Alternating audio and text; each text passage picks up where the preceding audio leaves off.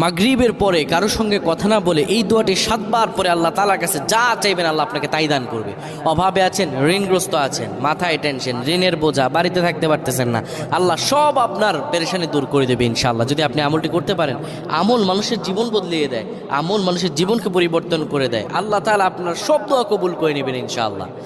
মাগরিব নামাজের পরে কিবলামুখী হয়ে থাকবেন, কারো সঙ্গে কথা বলবেন না, কারো সঙ্গে কথা না বলে কিবলামুখী হয়ে আপনি পড়বেন আল্লাহুম্মা আজিরনা মিনান নার, আল্লাহুম্মা আজিরনা মিনান নার, আল্লাহুম্মা আজিরনা মিনান নার।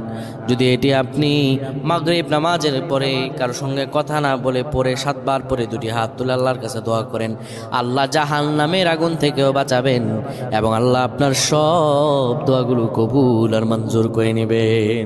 আল্লাহুম্মা আমিন।